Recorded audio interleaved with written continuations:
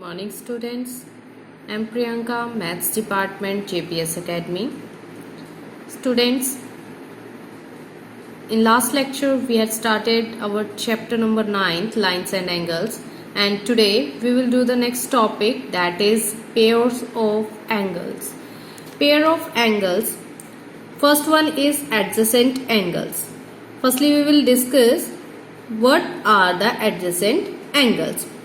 Two angles are said to be adjacent if they have the common vertex. Suppose adjacent का meaning आप ये समझिए जैसे एक के साथ एक, ठीक है। आपके पास कोई भी दो एंगल्स अगर ये दिए हुए हैं, अगर उनका वर्टेक्स कॉमन है तो वो दो एंगल्स आपके क्या हो जाएंगे, एडजेसेंट एंगल, और उनमें जो एक आर्म होगी वो कॉमन होनी चाहिए। Suppose XOY is the angle 1 and YOZ this is angle 2. OY is a common arm and O is a common vertex. So these two angles are adjacent to each other. Okay. Next we did in last lecture complementary and supplementary angles. Complementary angles whose sum is 90 degree and supplementary those sum is 180 degree. Next is very important vertically opposite angles. Vertically opposite, देखो name से ही पता चल रहा है, opposite मतलब एक दूसरे के विपरीत, यानी कि डायरेक्शन आपकी चेंज होगी। वर्टिकली सपोज जैसे ये टू लाइंस अगर आपके पास इंटरसेक्ट होती हैं, अगर आप इस साइड एक एंगल लेते हो like angle 1 and angle 2, these are the opposite to each other and these one are the vertically opposite angles. Such type of angles are called vertically opposite angles. So these two are equal because these two lines will intersect each other. Okay, तो एक दूसरे के आमने सामने जो angles होंगे वो आपके हो जाएंगे vertically opposite angles. Okay, linear pair of angles. Linear मतलब एक लाइन में, पेयर यानी कि टू एंगल्स या इससे ज्यादा।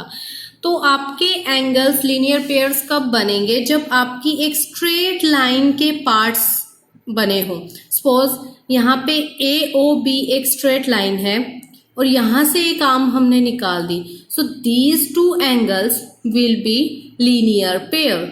क्योंकि ये एक ही लाइन है, 180 इनका सम है टोटल, ठीक है। यहाँ से यहाँ तक आपका कितना हो जाएगा, 180। तो आपके ये दो एंगल्स क्या हो जाएंगे, लीनियर पेयर। लीनियर पेयर कैसे याद रखना है, जो स्ट्रेट लाइन पे बने हो। Okay, on the basis of these definitions we will continue our statement questions. Up to third question we have done. Now fourth question is two supplementary angles are in the ratio 5:7. Two supplementary angles, यानी कि अगर आपके पास कोई भी ratio में given होता है तो आप कैसे लेट करते हैं, उसके साथ एक वेरिएबल यूज कर लेते हैं, ठीक है। These two angles are supplementary. उसने स्टेटमेंट में ये बोला हुआ है कि आपके ये जो दो एंगल्स हैं, these two angles are supplementary. Supplementary कौन से एंगल्स होते हैं, जिनका सम 180 हो, तो हम इनको ऐड करेंगे और 180 के इक्वल पुट कर देंगे। सो solve it further. 180, then x is equal to 180, 12 is in the multiplication, and when it will move on right hand side it will divide. Okay, so आपकी विश आप इसको डायरेक्ट 12 की table पे भी cut कर सकते हैं, या फिर आप इसको 2 की टेबल पे, 6 की टेबल पे, किसी पे भी कट कर दीजिए। अगर आप इसको 6 पे कट करते हैं तो ये आ जाएगा, and then you will cut it further 15। अब एंगल्स की वैल्यू निकालनी है।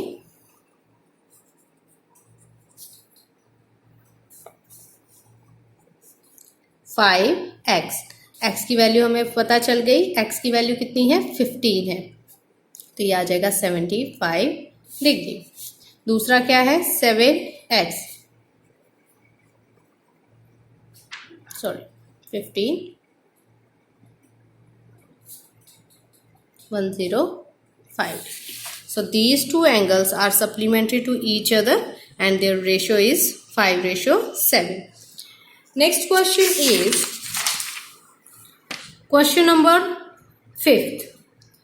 Find the measure of an angle which is 36 more than 4/5 of its supplement. तो आपने एक एंगल लेट किया, let the angle be x. वो कह रहे हैं कि आपका जो एंगल है that is 36 more than it's supplement. वो 36 ज्यादा है किससे? उसके सप्लीमेंट से. तो हमें ये तो पता होना चाहिए ना कि सप्लीमेंट्री एंगल है कौन सा. अगर एंगल x है तो उसका सप्लीमेंट्री क्या होगा? 180 minus x.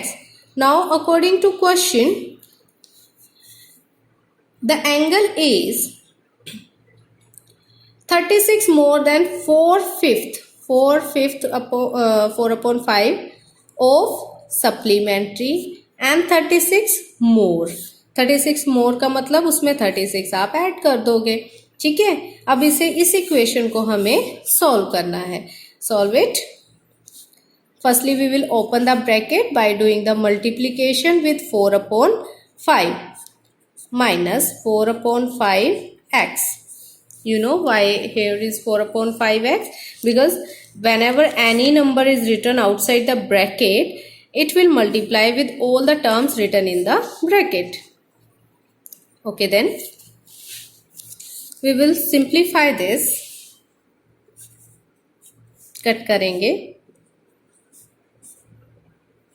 Okay, then multiply 36 with 4, it will be 144 minus 4/5x plus 36. Okay, अब हमने क्या करना है, आप सबको पता है कि कांस्टेंट वाली टर्म कांस्टेंट से ही सॉल्व होती है, यानी कि उनको आप ऐड कर सकते हो. तो इनको ऐड किया तो ये आ जाएगा 180 minus 4/5x. Solve it further. x is 180 minus 4/5x.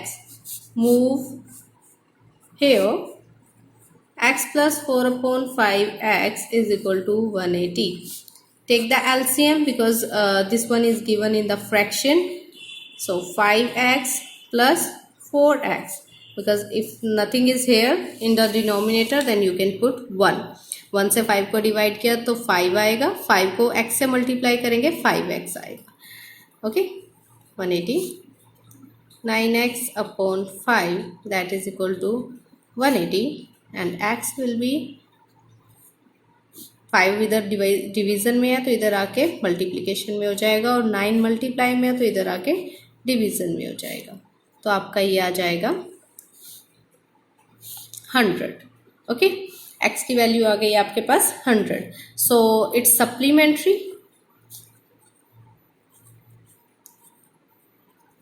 इसका सप्लीमेंट कौन सा होगा?